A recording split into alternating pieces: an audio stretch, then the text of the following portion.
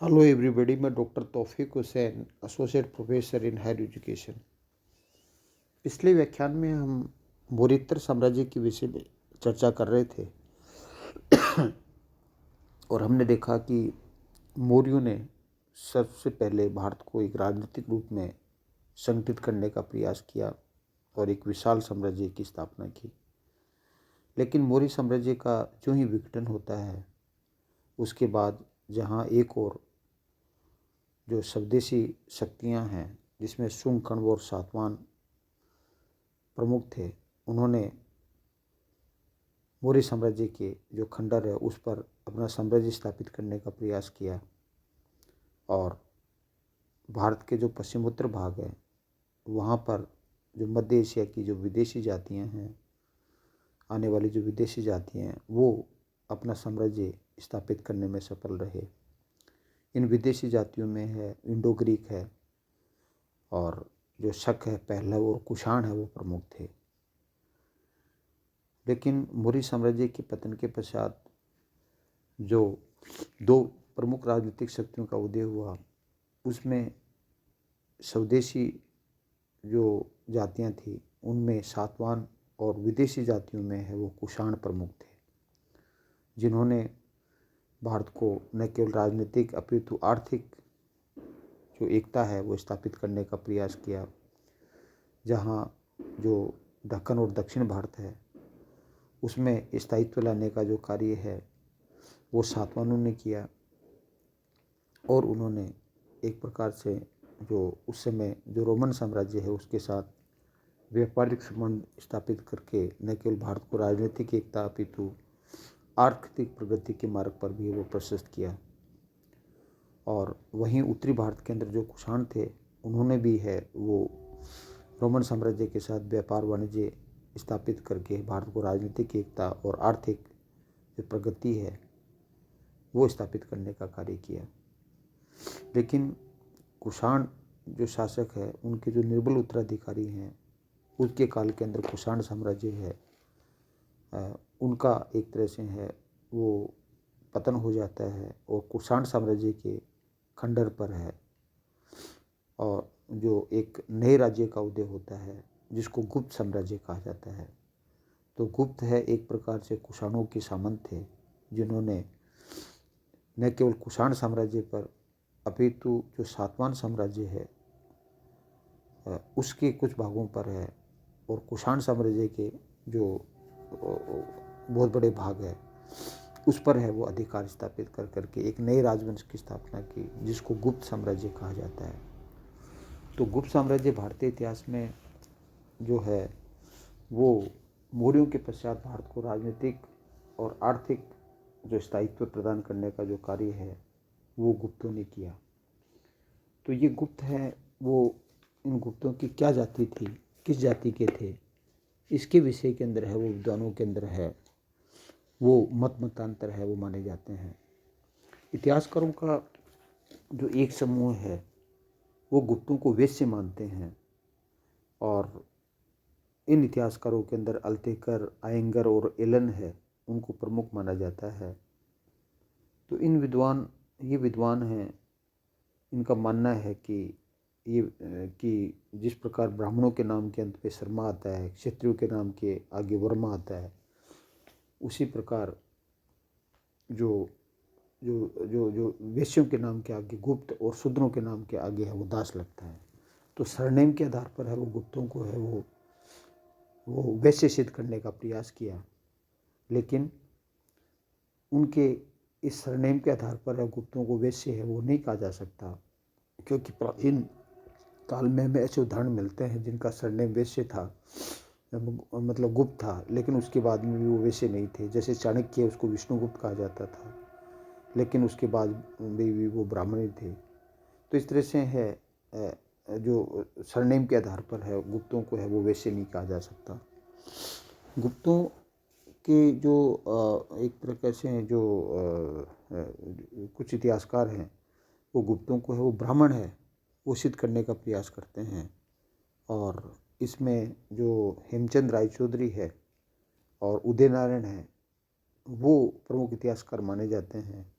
इन इतिहासकारों का मानना है कि चंद्रगुप्त जो सेकंड है उसने अपनी पुत्री प्रभावती गुप्ता का विवाह है, वो वाकाटक शासक है, वो रुद्र सिंह थर्ड के साथ किया। और क्योंकि रुद्र सिंह है वो एक तरह से क्या है कि उनको ब्राह्मण है वो बताया जाता है, वाकाटकों को ब्राह्मण बताया जाता है, तो इस आधार पर है वो गुप्त ही है, वो ब्राह्मण हुए। तो लेकिन जो केपी जायसवाल है वो गुप्तों को शूद्र मानते हैं, और शूद्र मानने के पीछे उनका आधार ये है कि जो कौमुदी महोत्सव है उसमें लिच्छवियों को म्लेच्छ कहा गया है अर्थात शूद्र कहा गया है। और जैसा कि अब आगे देखेंगे कि चंद्रगुप्त प्रथम जो कि गुप्त वंश का वास्तविक संस्थापक माना जाता है, उन्होंने वैशाली के जो लिच्छवी राजकुमारी है उनके साथ, जो कुमार देवी है उसके साथ विवाहिक संबंध स्थापित किया। तो इस तरह से जो गुप्तों ने मलेच्छों के साथ है, लिच्छवियों के साथ है, वो विवाहिक संबंध स्थापित किया, उसके आधार पर गुप्तों को शूद्र है वो कहा जाता है। तो जो जो जो जायसवाल है वो गुप्तों को है वो शूद्र है वो मानते हैं। जबकि विद्वानों का एक ग्रुप है जिसमें जी.एच. ओझा है और पांथेरी वगैरह है, और दशरथ शर्मा है, यार से मजुमदार है, वो गुप्तों को है वो एक प्रकार से क्या है कि क्षत्रिय मानते हैं। इनका मानना है कि एक जो शासक था ऐश्वर्यपाल है वो इक्ष्वाकु वंश का था, और जो जो जो एक तरह से जो ऐश्वर्य जो जो जो पाल है वो अपने आप को समुद्रगुप्त का है वो वंशज बताता है। तो इस आधार पर है वो गुप्तों को है वो क्षत्रिय है वो कहना चाहिए। तो कहने का तात्पर्य है कि जो गुप्त है, जो राजवंश है, उन उसके विषय के अंदर विद्वानों मत मतांतर है। लेकिन जो प्रसिद्ध इतिहासकार, प्राचीन भारत के जो प्रसिद्ध इतिहासकार उमला थापर है और जो रामचंद्र शर्मा है, उनके अनुसार है वो गुप्तों को है वो वैसे मानना चाहिए। तो इस आधार पर हम ये कह सकते हैं कि गुप्तों की जाति के विषय में अनेक मत मतांतर हैं, लेकिन सर्वमान्य मत ये कहा जा सकता है कि गुप्त है वो वैश्य थे। गुप्तों की जाति के विषय में इनके जो मूल निवास स्थान है उसके विषय में भी है वो विद्वानों में मत मतांतर है।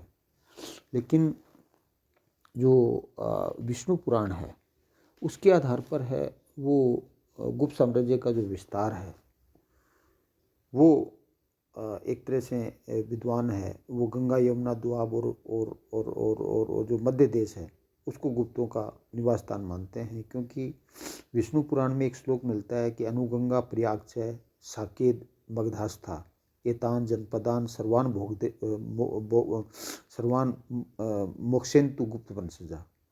अर्थात गुप्त वंश के जो लोग हैं वो गंगा नदी के किनारे स्थित जो साकेत है जिसको कौशल कहा जाता है, प्रयाग है और मगध है आदि जनपदों का उपभोग करेंगे। तो इस आधार पर है वो डॉक्टर पांथेरी जो इतिहासकार हैं वो ये मानते हैं कि इस श्लोक के अंदर है वो प्रयाग है, जो मगध का जो जो जो जो जो जो जो प्रदेश है वो उसका नाम सबसे बाद में आया है। अनुगंगा प्रयाग च साकेत मगधास्था, मगध का नाम सबसे बाद में आया है, जो यह इंगित करता है कि अनुगंगा मतलब गंगा के किनारे किनारे प्रयाग और साकेत आदि प्रदेशों के पश्चात है गुप्तों ने वो मगध पर अधिकार किया। अतः जो गुप्तों का जो मूल निवास स्थान है वो गंगा यमुना का दोआब को भी है वो एक तरह से है गुप्तों का मूल निवास स्थान है वो मान सकते हैं।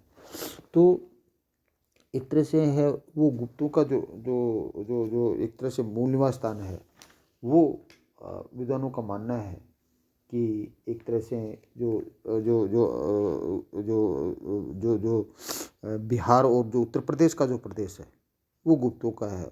वो एक एक एक एक एक, एक तरह से है वो प्रारंभिक है वो निवास स्थान था, क्योंकि यहाँ पर हमें जो बिहार और उत्तर प्रदेश का जो जो प्रदेश है वहाँ पे हमें गुप्तों की प्रारंभिक अभिलेख है और जो मुद्राएं हमें मिलती हैं।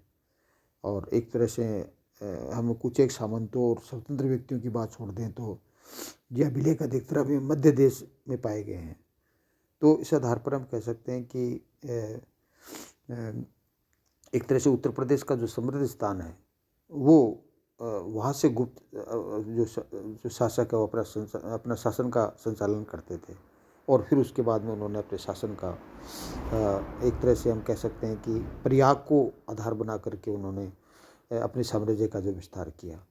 तो इस तरह से हम कह सकते हैं कि जो गुप्त शासक हैं उनका प्रारंभिक निवास स्थान के विषय में हम कह सकते हैं कि गुप्त शासक है वो कुषाणों के सामंत थे और एक तरह से वो कुषाण साम्राज्य के उत्तराधिकारी बने।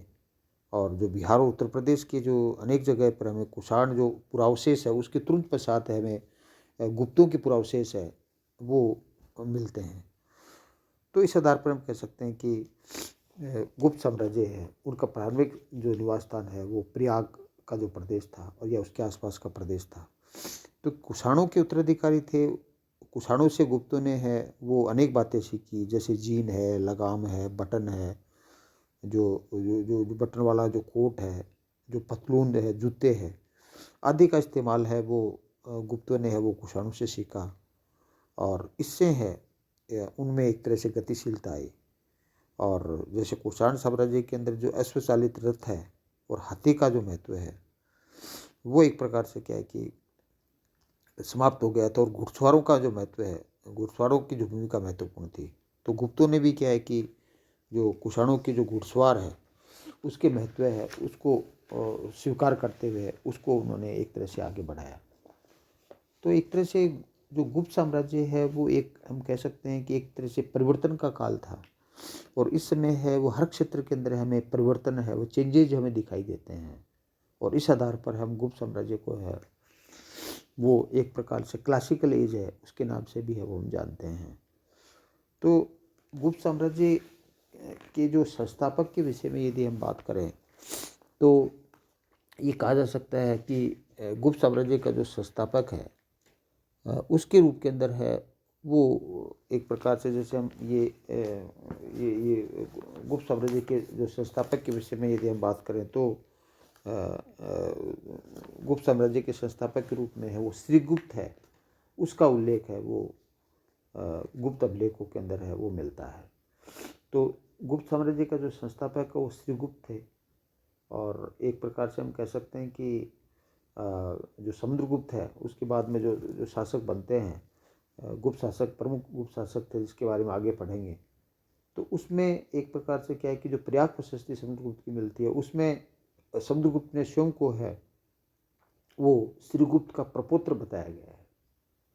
और इस जो समुद्रगुप्त की प्रयाग प्रशस्ति है उसमें सभी गुप्त राजाओं के साथ है वो स्त्री शब्द जोड़ा गया है। और तो इस आधार पर है वो एक प्रकार से है गुप्त साम्राज्य का जो संस्थापक है वो श्रीगुप्त को है वो ही माना जाता है। तो एक प्रकार से जब क्या कि गुप्त साम्राज्य का संस्थापक है वो श्रीगुप्त था। और जो श्रीगुप्त है उसके विषय में यदि हम ये कह सकते हैं कि जो श्रीगुप्त है उसने एक तरह से महाराज की उपाधि धारण की। और महाराज की उपाधि धारण के आधार पर ये संभावना व्यक्त की जाती है कि वो कोई एक साधारण सामंत रहा होगा कुषाणों का और एक उसकी कोई सोच शक्ति नहीं थी। और या दूसरी तरफ हम ये कह सकते हैं कि जो श्रीगुप्त है उसने एक छोटे से क्षेत्र पर है वो राज्य किया होगा, इसलिए उसने महाराज की उपाधि धारण की। और एक तरह से उसका जो प्रारंभिक क्षेत्र था, जो उसका साम्राज्य का क्षेत्र था, वो हम प्रयाग और साकेत को मान सकते हैं और इसकी राजधानी है वो अयोध्या को मान सकते हैं। तो इसके अलावा श्रीगुप्त के विषय में कोई जानकारी नहीं मिलती है। तो हम कह सकते हैं कि गुप्त साम्राज्य का जो संस्थापक था वो श्रीगुप्त था, जिसने 275 से 300 ईस्वी तक शासन किया और महाराज की उपाधि धारण की। और साकेत और प्रयाग का जो क्षेत्र उनका मूल निवास था और उनकी राजधानी है वो अयोध्या है वो जान पड़ती है। श्रीगुप्त के पश्चात जो उसका उत्तराधिकारी बना वो घटोत्कच था और इसने भी है वो महाराज की उपाधि धारण की। 300 से 320 ईस्वी तक है उसने शासन किया। और एक तरह से हम कह सकते हैं कि जो जो जो ये दोनों शासक हैं उन्होंने जो श्रीगुप्त और घटोत्कच है उन्होंने दोनों ने है वो एक प्रकार से है वो महाराज की उपाधि धारण की। लेकिन गुप्त वंश का जो वास्तविक संस्थापक है वो जो जो जो जो जो गुप्त वंशावली में जो तीसरा शासक का नाम मिलता है चंद्रगुप्त प्रथम, जिसने 320 से 335 ईस्वी तक शासन किया। उसको गुप्त वंश का वो वास्तविक संस्थापक माना जाता है। क्योंकि जो जो जो श्रीगुप्त और घटोत्कच है, उन्होंने महाराज की उपाधि धारण की, जबकि चंद्रगुप्त प्रथम गुप्त वंश का प्रथम शासक था जिसने महाराजाधिराज की उपाधि वो धारण की।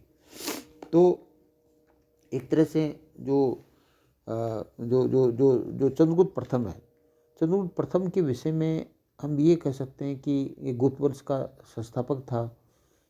और उसने सबसे पहले वो महाराजाधिराज की उपाधि धारण की, जिसकी पुष्टि हमें स्कंदगुप्त की भीतरी अभिलेख में मिलती है। और न केवल उसने महाराज की उपाधि धारण की, अपितु उसने उसको चंद्रगुप्त प्रथम को है वो एक प्रकार से हम कह सकते हैं कि जो जो जो जो एक तरह से प्रथम गुप्त वंश का प्रथम स्वतंत्र शासक है वो मान सकते हैं। क्योंकि गुप्त अभिलेखों से ज्ञात होता है कि वो एक तरह से घटोत्कच के पश्चात उसका जो पुत्र है वो चंद्रगुप्त प्रथम शासक बना और उसने महाराजाधिराज की उपाधि धारण की। तो गुप्त वंश का जो प्रथम शक्तिशाली और स्वतंत्र राजा था, जो अपने प्रारंभिक प्रयत्नों के से है वो गुप्त शक्ति के विकास है के मार्ग पर है वो लेके गया। और एक प्रकार से क्या है कि फिर उसके जो पुत्र है उसने एक सार्वभौमिक साम्राज्य का निर्माण है उसका मार्ग प्रशस्त किया। तो लेकिन चंद्रगुप्त प्रथम में उसका कोई व्यक्तिगत लेख है और प्रशस्ति उपलब्ध नहीं है, और उसकी जो एक तरह से जानकारी के साधन है वो भी काफ़ी कम मिलते हैं। लेकिन ऐसा माना जाता है कि चंद्रगुप्त प्रथम है, उन्होंने उसने एक नवीन संवत है उसको जारी किया जिसको गुप्त संवत कहा जाता है। और इसका जो काल है गुप्त संवत की स्थापना है वो 319-320 के अंदर उसने गुप्त संवत की स्थापना की। तो चंद्रगुप्त प्रथम है उसकी जो महत्वपूर्ण उपलब्धि है वो गुप्त संवत जारी करना था। इसके साथ साथ चंद्रगुप्त प्रथम की जो एक महत्वपूर्ण उपलब्धि ये भी मानी जाती है कि इसने वैवाहिक संबंधों के द्वारा है गुप्त साम्राज्य को है वो स्थायित्व प्रदान करने का है वो कार्य किया। तो चंद्रगुप्त प्रथम है उसने एक प्रकार से उसके समय की जो सबसे महत्वपूर्ण जो घटना है वो जो लिच्छवी राजकुमारी के साथ है वो वैवाहिक संबंध है वो स्थापित करना था। और इस विवाह के अवसर पर है वो चंद्रगुप्त प्रथम ने है वो स्वर्ण सिक्के जारी किए, जिसे लिच्छवी प्रकार के सिक्के, विवाह प्रकार के सिक्के या राजा रानी प्रकार के सिक्के वो कहा जाता है। तो इस प्रकार चंद्रगुप्त प्रथम की 25 हमें स्वर्ण मुद्राएं प्राप्त होती हैं।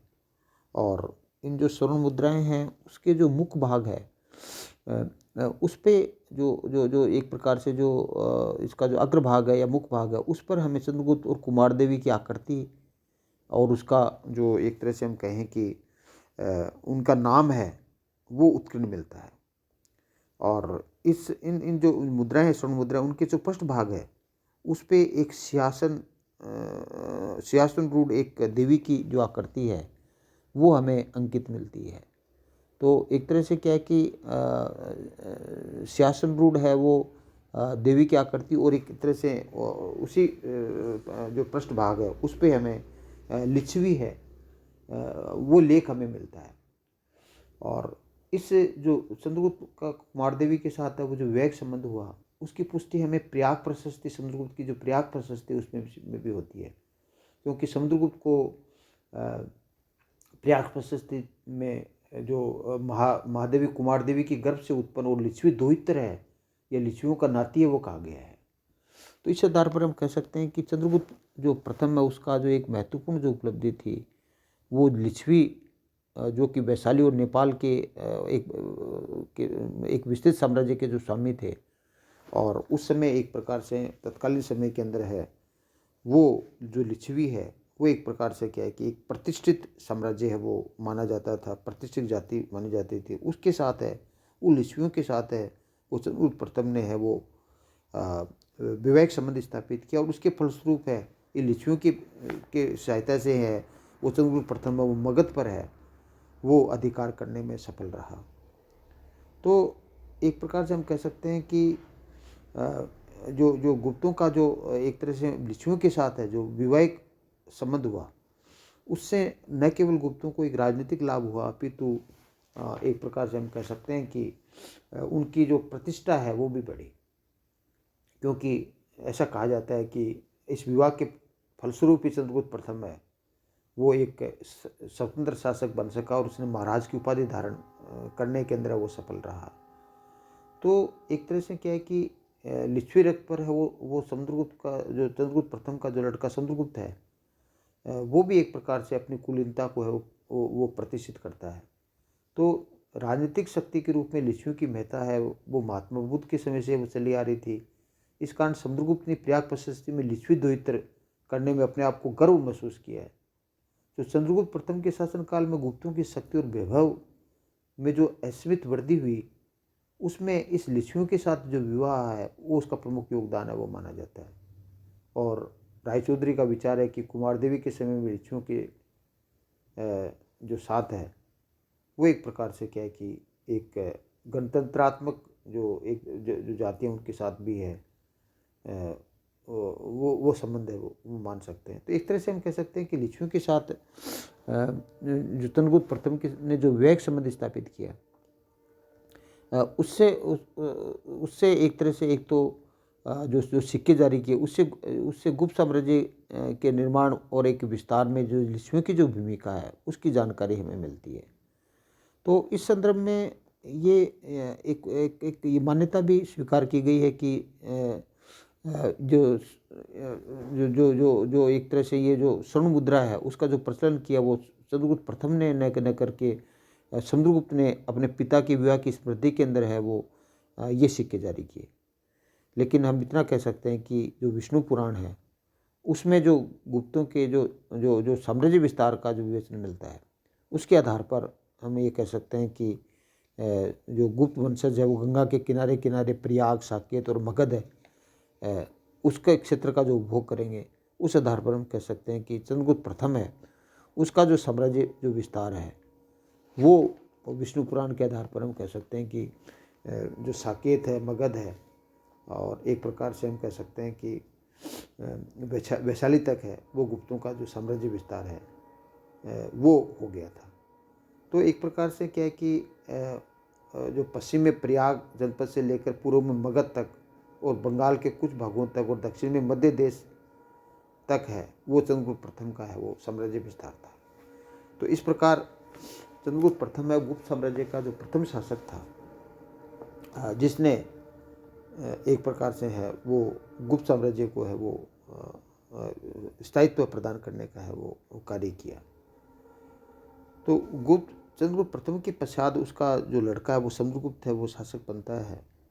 और जो समुद्रगुप्त है वो कई मायनों के अंदर है वो एक अद्वितीय सम्राट माना जाता है जिसके विषय के अंदर है वो हम अगले व्याख्यान के अंदर है वो चर्चा करेंगे। लेकिन जो जो चंद्रगुप्त प्रथम के पश्चात है वो हमें एक काचगुप्त नामक शासक का उल्लेख भी हमें मिलता है, क्योंकि जो गुप्त वंशावली के अंदर है वो तो काच जैसे